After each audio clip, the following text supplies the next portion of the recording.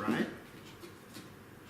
Cool, because otherwise this list is kind of pointless. I mean, like, I watch a lot of TV, and if you don't, then this list kind of, this whole video is kind of pointless. But I digress. Like, I dedicate hours and hours of my time to TV shows in particular, so I would like to tell you my list of my favourite TV shows for 2017, mainly because I didn't get around to doing a 2017 list of films, because a lot of the really good films or just films I'm looking forward to seeing came out in 2018 in Australia, mainly in January through to March. So, like, films like Lady Bird and Shape of Water and stuff like that, I haven't watched them yet because I can't. Now, for those wondering, yes, it's still the same day that I've done my unboxing video, which I don't know, suggest you watch? I don't know. This might be in a new playlist thing called Julian or Teller, whatever you want to call it, makes videos for a living. So yeah, and for those wondering, no, I don't get monetization on these videos because of the whole new YouTube system. I didn't even get monetization on my videos to begin with, so this isn't for money. I already have a job. It's just so you guys can know what I kind of like. So let's kick it off with my this isn't the top 10. Actually, it's not even 10, it's 7. So here is one of my 7 favorite shows of 2017. We'll start with, I have a list, but we'll start with Fargo Season 3. Now, aside from the awards, it's one of whatever shit. I mean, I don't really care for awards as it is, so yeah. But yeah, Fargo Season 4, I have enjoyed both the movie and both seasons of the show, all 3 seasons of the show. This is, of course, the 3rd season, with Ewan McGregor playing 2 roles, and even Mary Elizabeth Winstead, one of my favourite actresses. Now, comparing to Frances McDormand is one of my favourite actresses, and, you know, she kind of kicked off this franchise in a way, if you want to call it that. So, yeah, you know, I was quite pleased. I did have my problems with the show, you know, particularly that it seemed a bit too colour graded, like it was a bit too grey and dirty and ugly, which isn't my thing, but I just loved it. Even one of the main characters of whom is played by a woman I still don't know the name of. She's in The Leftovers, if that matters. Alright, so yeah, Carrie Coon is actually the actress who is the main character, and just when some of the biggest moments of the show happens and she's just like, okay, and just walks away. It's great. Like, it's not Canadian, and it's very Canadian but very American, and it's a great blend, and that's what every season has been. I've loved every season. I think this is my weakest of the 3, but I really love so many elements. They even have Ray Wise in it, for crying out loud, or Leland Palmer from Twin Peaks, for those wondering, or just a great actor in general. And his role is just, it's kind of mind-blowing, like how they had aliens in the 2nd season, which was also just kind of like, what the hell's the point of this? And then they have Ray Wise, and it's like, what the hell's the point of this? But it's just great, because it's just great. So yeah, enjoyable stuff. Yeah. We'll go on the season 3s for now. This is Mr. Robot season 3, which, holy Jesus, mother of babies, you need to watch Mr. Robot if you haven't watched Mr. Robot. Unfortunately, I don't have many friends or even relatives who watch it, which disappoints the crap out of me. Like, I tried to get my dad and all the rest of my family to watch it, and nobody liked it. But that's not to say it's a bad show. Like, I don't think there's anything bad about it. The 1st season was fantastic. The 2nd season up the ante. The 3rd season just blew out of the park. It's honestly one of the best TV shows I've ever watched in my entire life, and I love every minute of it. From the cinematography, the acting, the directing, everything about it is fantastic. Now, I'm not, of course, such a critic that I can tackle every single thing or nitpick every single thing in a TV show, hence why my review of Fargo is like, it's really good. I'm not gonna give it like a 7 out of 10, and it could be better, it could be worse. Actually, I probably would say Fargo probably a 7 out of 10. Mr. Robot, 10 out of 10. Pure good. I've still got the box here, by the way. It's, great shit. If you haven't watched it, you're missing out on something fantastic. For those wondering, it is about a computer hacker. It's really good. I really suggest it. Better Call Saul Season 3. I mean, this isn't Breaking Bad, obviously, and Breaking Bad was fantastic and will always be one of the best shows I've ever seen. But Better Call Saul just... it's one of those shows that even if it has a dull moment, the dull moment is fantastic. Like, every single part of the show is just so good. And I mean, I even, to the point of, I watched this show with my mother. Now, I've watched plenty of Breaking Bad to the point of, I think I binge watched it a couple times over. Like, it took me a while to watch it the first time around, just because of how school and what was, you know, how that was tackling. Wow. Indigo literally jumped out of the doggy door whilst Rexy was sitting underneath it, and she just scared the shit out of him. You alright, Rex? Careful, girl. Dogs, am I right? Yeah, but I watched Breaking Bad, loved it. Watched it with my showed it to my family. They loved it. I watched it again and again and again, and I'm planning to watch it again and buy it on Blu-ray as well because I've only got the DVDs of it. In season 3, of course, you have Gus Fring comes back. Technically, he's introduced because it's a prequel show, which is probably the only disadvantage of the show because you can tell the actors are Asian or whatever. But it's fine. I don't mind it. It's great writing, great directing, great acting. It's fantastic. But yeah, so I actually met Giancarlo Esposito quite a few years ago, post Breaking Bad. I met him at one of the conventions here in Australia, maybe a Supernova. I can't actually remember, but I had a small chat with him, and he actually had to ask me how many times I'd watched it and how I'd watched it, and of course I said binge watched it 3 times, watched it like weekly outside of that. Like, I actually did that. I actually watched it weekly, and like maybe it was like 2 or 3 day episodes a week, but still, like, I watched it in that kind of a thing. But he was like, that's cool. Like, I mean, obviously I have too much time on my hands. Not anymore. I'm making this, look at this, here we go. I'm making a bloody video again. But yeah, Better Call Saul, I am so keen for season 4. I wanted to have the 7-season run, but I just don't know how it's going to end. I'm just so happy that it exists. It's so good. And now, the next show we've got, I guess Better Call Saul, I'd give it a 9 out of 10. I mean, I'm just throwing this off the whim, to be honest. They're just really good shows. What do we have? Season 3 of The Leftovers. Technically seasons 1 through 3, because I've watched all 3 of them, because season 3 came out in 2017, but I watched all of them at the end of 2017, into 2018. And holy murder of Jesus! I mean, the show is, literally Jesus. Not literally. The show has religious context. But this show is outstanding.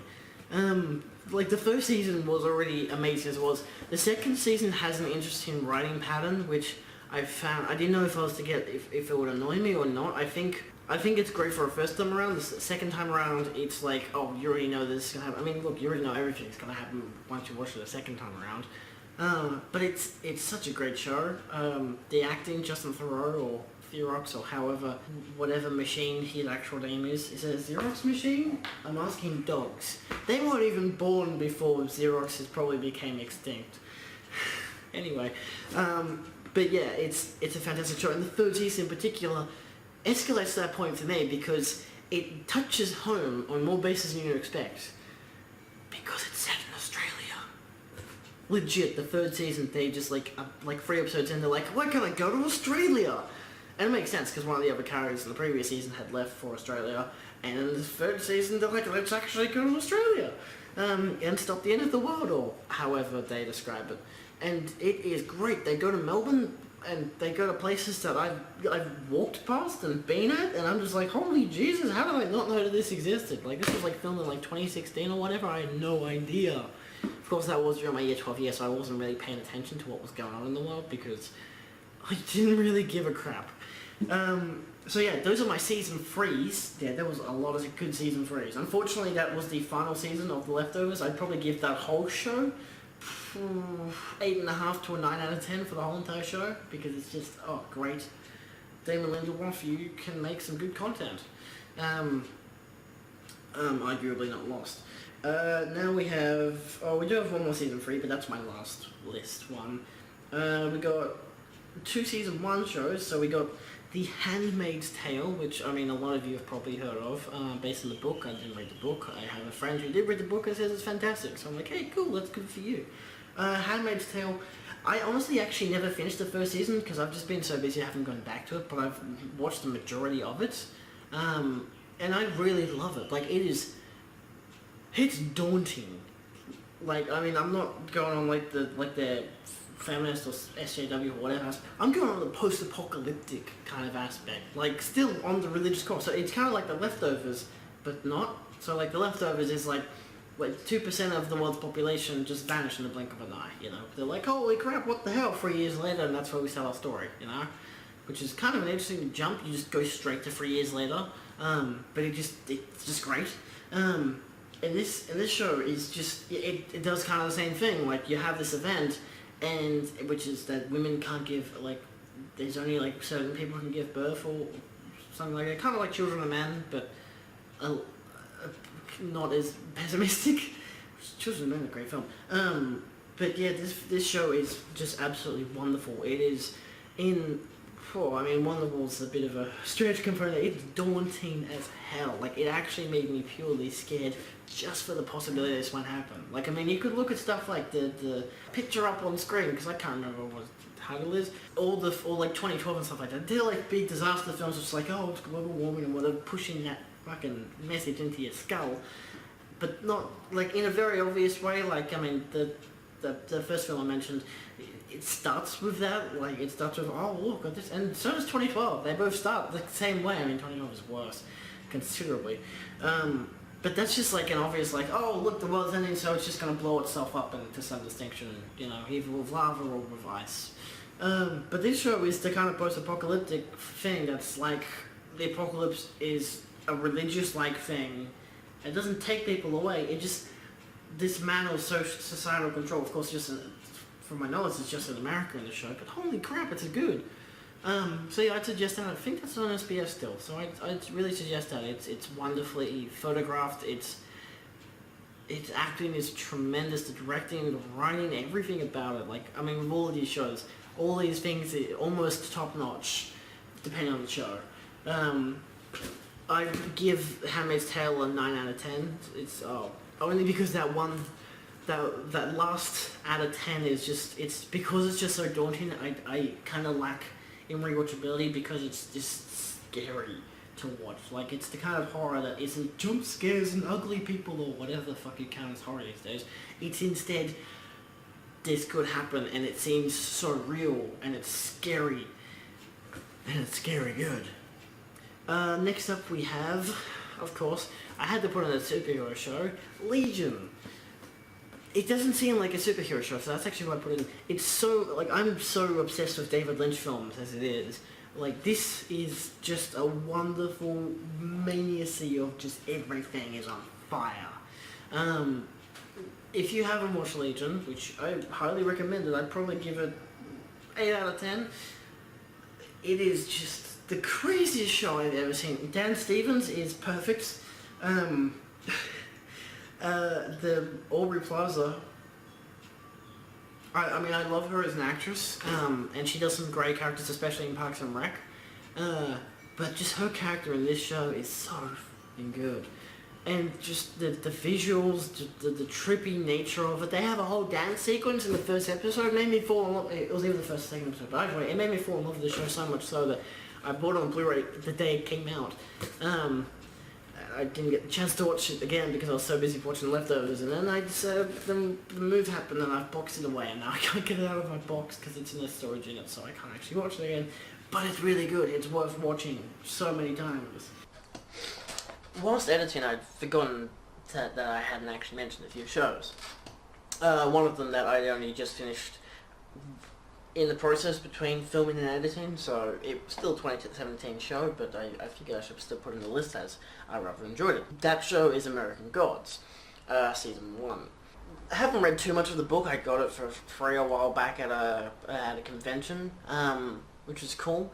The show, though, I was very keen to see since pretty much the trailers, because visually it looked amazing, and visually it is amazing. It's got visually it's fantastic. It has some great characters. The whole season, there's a nice build up to more stuff to come, which I'm very excited for.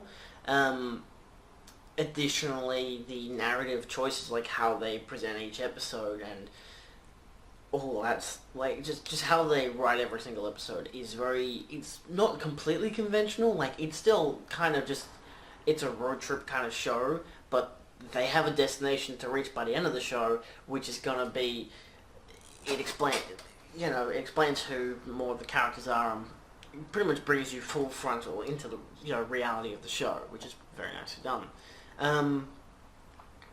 I think the casting choices are fantastic. The writing and the editing, it's all very top notch, very good and very enjoyable. I give it a probably an 8 out of 10. Yeah, 8 out of 10. Very good show. Next up, an honorable mention, because I can't put it in the list, but technically I can. This is Vikings. In this case, season 4, part 2. Which came out in 2017, same as season 5, which I haven't seen season 5 yet, because we get them a bit delayed in Australia. It's weird, like, you either watch it for SBS or watch it on Foxtel, but Foxtel gets it like 3 months later, and SBS gets it at the same time. It's really annoying. That being said, I've really enjoyed Vikings so far, for these past 4 seasons. Now, while I say I can't mention it as a full thing because it's season 4 part 2, so it's the second part of a season. Of course, it's actually literally listed as season 4 part 1, season 4 part 2, or volume 1, volume 2, whatever. But yeah, I'd recommend the show if you haven't watched it, as it's been very good throughout its whole run so far. I definitely think if you're interested in both history, it's very interesting, and even religion, to some of the distinction. It's not as heavy-handed on the religious factor as American Gods is, but it's still very nicely done. And I particularly think that it picks up much better in season 3, because the fight scenes become much better. They finally figured they had the same kind of style choice of fight scenes in the first 2 seasons, which I don't really like. They changed the style in the 3rd season, which I've really enjoyed, and some very interesting narrative choices as well, and a lot of progression of time as well. It's not like day in, day out kind of thing. Like, one episode can be set on this day, the next episode will be set for like 3 months later or something like that, and it's very interesting. So yeah, my second last review before my last review that I actually filmed is Get Crackin, which is an Australian comedy show by the girls who made the catering show. So a catering production is the umbrella of it all. The catering show being 10-minute episodes of pretty much a spoof of a satire of cooking shows done in 10 minutes. It's all on YouTube, but they also release it on TV, and I have the first 2 seasons on DVD, and I've really enjoyed that whole entire show. However, this is kind of like a sequel/spiritual sequel, because it's still the same characters of the 2 Kates, which do actually use their actual names as it is, but they present the same characters that they've made for the catering show, so you don't exactly need context when you get into Get Crackin. You'll pretty much get it straight away as to who the characters are and what they're like, but if you need the context, you go to the catering show. Get Crackin is like several half-an-hour episodes, because it's a satire of morning shows, to the point that they're filming it at 3 a.m. in Australia because it works better for American audiences, which is like the joke of all, like the main joke of all the episodes. Not the main joke, but like the setup joke of why they're filming it at 3 a.m. But yeah, it's got just the same wit and the same humour, except it's longer and it's funnier, and there's so much rewatchability for the gags, because the enjoyable part of the catering show, one of the many enjoyable parts I should say, is that there are jokes, not just visual stuff, but there's like verbal, there's also written stuff on screen as well, which, especially if you're on YouTube, easy to pause and read the joke. And for Get Crackin, it's the same thing. They have banners down below the screen, like you usually would, to say what the upcoming news is and whatever. And they're always kind of developed in puns or have K's instead of, like canoes and stuff like that, like instead of just news. it definitely has its stylistic choices, and it's very well done and a great Aussie comedy. Which I'm not going to say there are not many good Aussie comedies. Aussie comedies are very good. I mean, Mad as Hell, I'd also suggest in the list, but that's not really something you can see except if you're on ABC. So, and that's more of a political show, so it's more topical than Get Crackin' is. So yeah, that's just my updated additions to the list. So Get Crackin', I'd probably give it 9 out of 10. It at times gets a bit too fast paced with like you got to pay attention to certain jokes here and then certain jokes here, and sometimes you can miss them. But again, that's the joy of the rewatchability, because you can always just go back and watch it again, and you've already seen this joke, so now you can see this joke. It's pretty great. It's pretty great. Good job, catering girls. Yay. And back to my last review. Enjoy. And now, lucky last, we have a box full of stuff. This show is one of my top 5 favorite TV shows of all time. It started in the early 90s and ended pretty much in 92, so it only had 2 seasons and a film. I have the whole thing on Blu-ray. I've watched it so many times over. Hell, I even did a video essay on the creator, David Lynch. It's Twin Peaks: The Return. Holy mother of whatever I've said that too many times. Twin Peaks: The Return is the greatest thing I've ever seen in my entire life. Now, of course, this is a show that you can watch by itself of course, if you've watched season 1 and 2 and fine, Walk With Me of Twin Peaks. So if you've watched the original run, you can go straight into this. You don't need to watch the missing pieces, whatever. But you go straight from the original Twin Peaks, go straight into this, and it's just like, holy, what the crap is going on? But additionally, it's so well designed that as an auteur, if you call Lynch that, which to some degree I do as well, but I also have my quarrels with it being a legit theory and whatever, just how pretty much legitimately everything that David Lynch has made film-wise, there are aspects of themes or styles or actors or writers, whatever. There are so many different aspects from all these different things that he's done that just combine into Twin Peaks: The Return. It's not just Twin Peaks again. It's not just something that's just balls out crazy. It's something that's actually very well crafted and that I fucking love. It is probably my favorite anything. I mean, I'd even consider it my favorite film of 2017 because it's an 18-part show that's just... Shut up! Stop talking to me, people! I'm trying to make videos!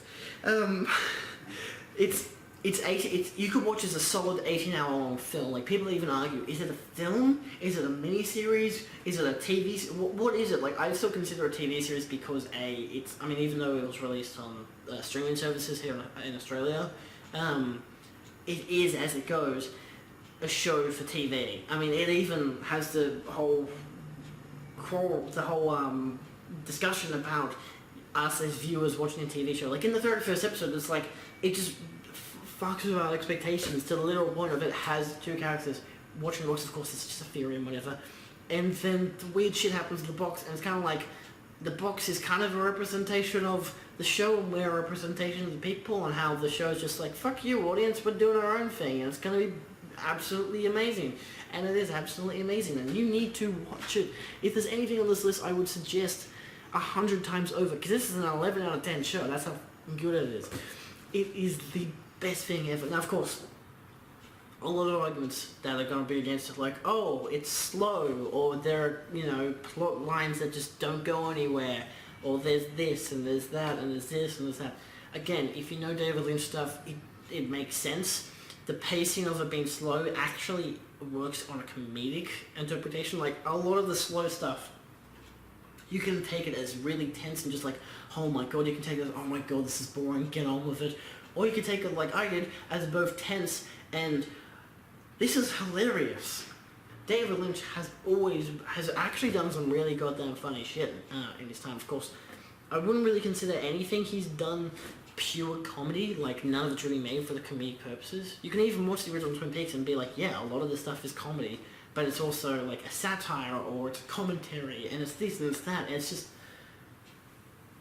I would rewatch this 18-hour thing over and over and over again without stopping.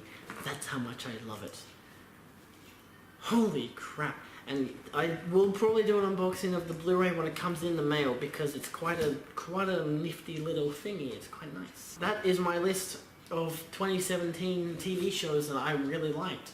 Of course, just the 7, so to recap: Fargo, Mr. Robot, The Leftovers, Handmaid's Tale, Better Call Saul, Legion, and Twin Peaks. All fantastic shows. Now, of course, there are a lot of other shows that are really good. I mean, there was, stuff like Rick and Morty and Game of Thrones and stuff, which are arguably good or arguably bad and all this kind of stuff. I'm not putting any of that shit on my list because I'm like, this is stuff I know is good because I haven't just watched it, I really liked it when I watched it. Yeah, so I hope you guys have enjoyed whatever the hell this video just was, and I will see you in the next video.